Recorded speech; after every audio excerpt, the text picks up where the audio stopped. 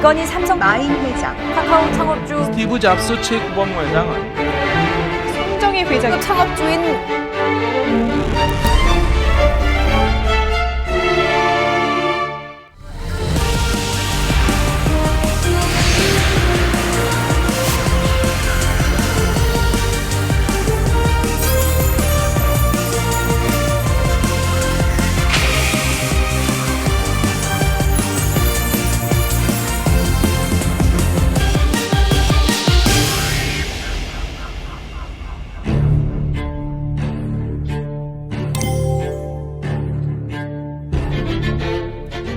오늘 리뷰할 아이템은 CEO의 사과박스입니다. 1981년 창업한 일본의 한 소프트웨어 유통회사가 있습니다. 창업 당시 직원은 단 2명이었고요. 개업 첫날 CEO는 직원 2명을 앞에 놓고 사과박스 위에 올라가서 1시간 동안 연설을 했다고 합니다. 우리 회사는 세계의 디지털 혁명을 이끌 것입니다. 5년 뒤에는 매출 100억 엔을 돌파하고 10년 뒤에는 500억을 돌파하고 30년 뒤에는 매출이 1조, 2조 단위가 될 것입니다. 10평도 안 되는 낡은 사무실에서 CEO가 이런 얘기를 했을 때 직원들의 반응은 어땠을까요? 이렇게 말한 CEO가 바로 여러분들이 잘 아시는 소프트뱅크의 손정희 회장입니다. 1957년 제1교포 3세로 일본에서 태어난 손정희.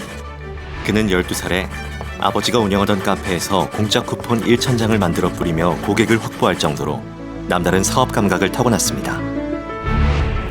19세 나이에 미국에서 공대 교수를 고용해 다국어 번역기를 개발하고 23세에 캘리포니아에서 유니손 월드라는 벤처 기업을 창업하며 본격적인 사업가의 길을 걸었습니다. 이후 일본으로 돌아와 1981년 소프트뱅크를 창업하지만 1983년 26세에 간 질환으로 시한부 판정을 받으며 일생일대의 위기에 놓이게 됩니다.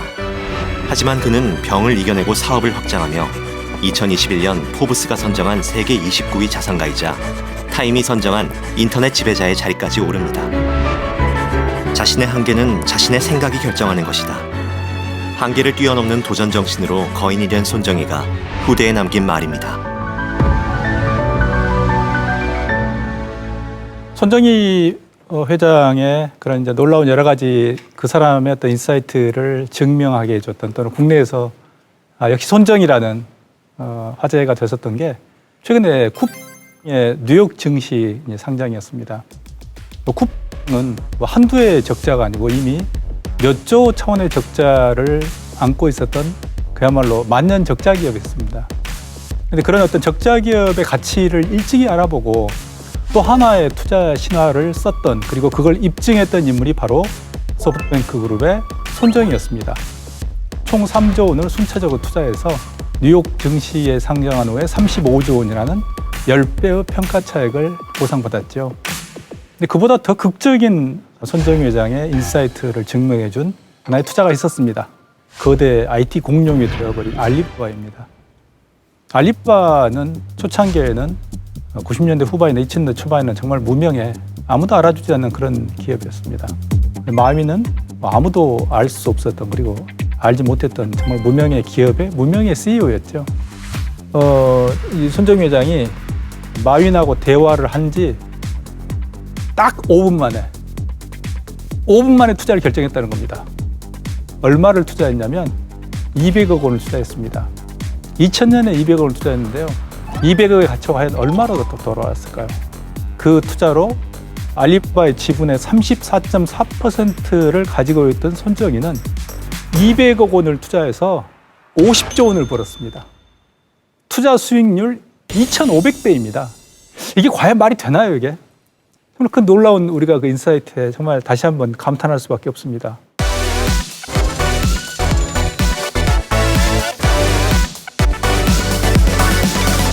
이 손정희 회장의 특징 자체가 위기가 왔을 때 퇴각하지 않는다는 특징을 좀 가지고 있습니다. 그러니까 손정희 회장의 하는 방식은 어떻게 보면 대단히 일반 경영자들이 또는 일반 창업자들이 따라하기에 상당히 위험한 전략일 수 있습니다.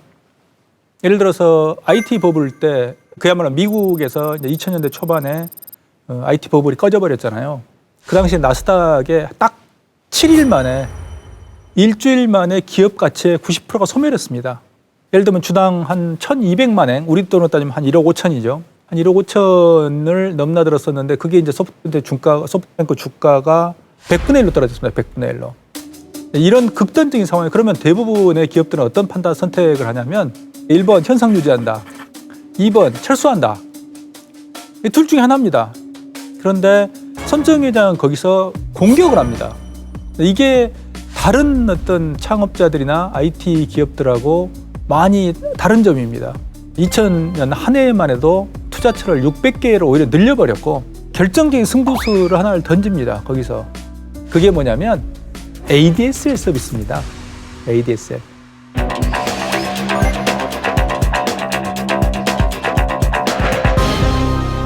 근데 여기서 또 이제 아주 재밌는 포인트가 그 당시에 2000년에 NTT하고 소프트뱅크가 둘이 그러니까 ADSL 둘러서 거의 전쟁을 했던 거거든요.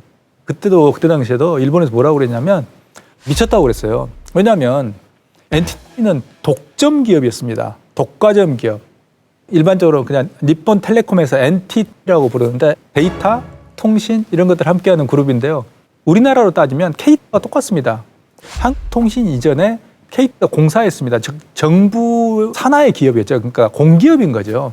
그러니까 공기업이라는 것은 거의 국가가 운영하는 기업인데 소프트뱅크가 그러나 NTT는 과거에 공기업의 후신이 이제 NTT였는데 그 기업의 정면 승부로 공격을 한 거죠.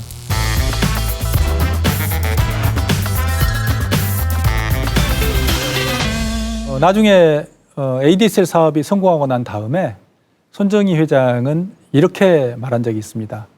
나에게 초고속 인터넷 사업, 즉 ADSL 사업은 오케이 하자마 전투했다라고요.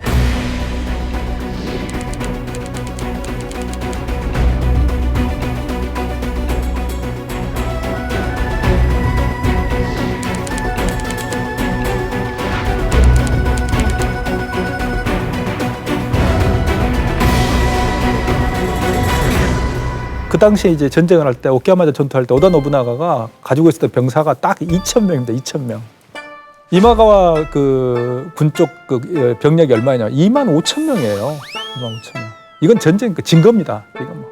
그 당시 이제 기록들을 보면 오다 노부나가도 알고 있었어요. 우리가 진다라는 걸.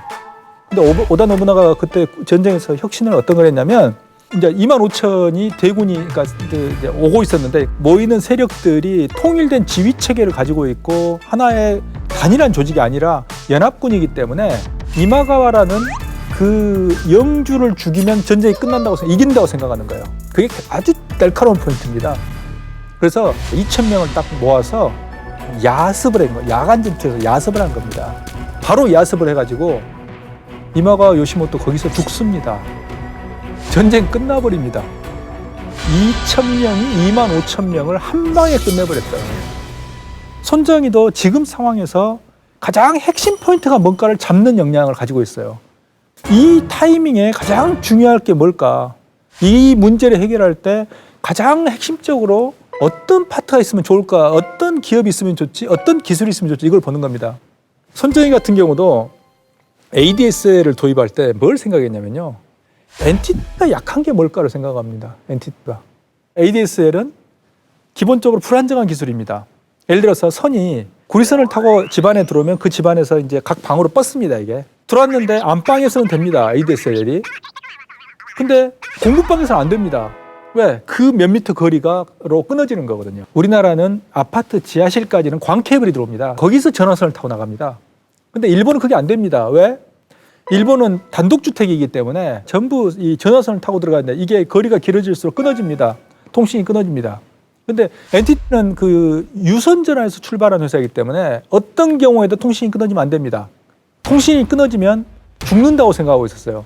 NTT는 어떤 생각을 하고 있었냐면 그 ADSL을 건너뛰고 광 케이블로 그 바로 넘어가는 하나의 전략을, 그러니까 ADSL을 불안정한 기술이라고 생각했거든요. 근데 소프트뱅크는 NTT 안 하려고 했던 부분은 오히려 기습해서 들어간 겁니다. 그러니까 손정희는 어떻게 생각했냐면 끊어지면 어때? 근데 놀랍게도 일본 소비자가 그걸 수용을 했다는 거예요. 아, ADSL? 전화가 아닌가 봐. 그럴 수 있지 뭐 그랬는데 일본 소비자들이 받아들인 거예요.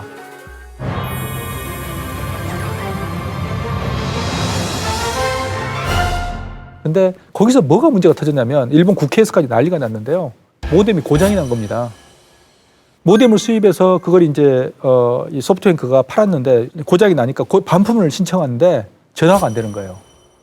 반품이 안 되니까 전화가 안 되니까 화가 나서 해약을 하려고 그랬어요. 일본 소비자들이. 해약이 안 됩니다. 왜?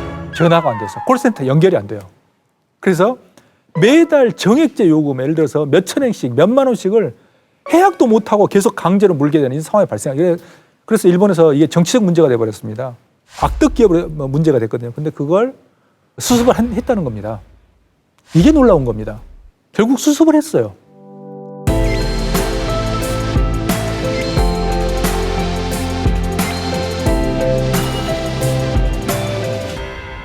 ADSL 도입해가지고 매년 1,000억씩 적자냈습니다. 1조씩 적자났습니다. 4년간 유지를 했고 그걸 진행을 한 결과 결국에는 엔티티를 공략할 수 있는 근거지를 마련한 겁니다. 그 통신사업에 진입을 해서 딱 뿌리를 내려버린 거예요. 우리가 이 손정희라는 거인의 삶을 보면 하나하나의 절대절명의 위기 상황에서 판을 전략을 세우고 비전을 제시하고 그걸 실행을 하고 그 프로세스를 밟아갑니다. 손정희 상 초기에 욕 많이 먹었어요. 사기꾼이라고 욕도 먹고요. 처음에 우리가 사과박스 이야기를 했지만 사과박스 위에 올라가고 직원 2명도 알바예요. 알바 2명 앞에 놓고 한 거예요. 그것도 일장 연설을 한 겁니다. 일본에 30년 후에 10조가 어쩌고 20조. 제가 알바를 했어도 그만뒀을 거예요. 이거 일당도 안 나오는데 정말. 그리고 실제로 그만뒀어요. 두 사람 다. 또 한 달인가 있다가 제가 집에 갔대요.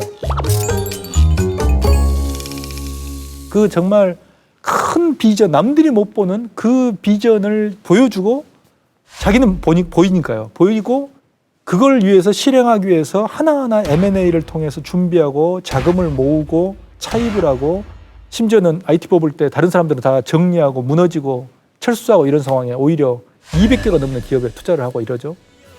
이 과정이 좀 오늘의 손정희를 만든 게 아닌가 좀 생각을 합니다. 그래서 정말 손정희를 거인으로 만든 것은 저는 이렇게 정리하겠습니다. 손자병법의 군쟁편에 나와 있습니다. 우회와 직진의 장단점을 알라. 때로는 우회하고 때로는 직진하고 돌파하면서 그 항상 상황에 맞게 필요한 전략을 구사했다는 것. 이런 게 손정희의 탁월함이라고 생각을 합니다.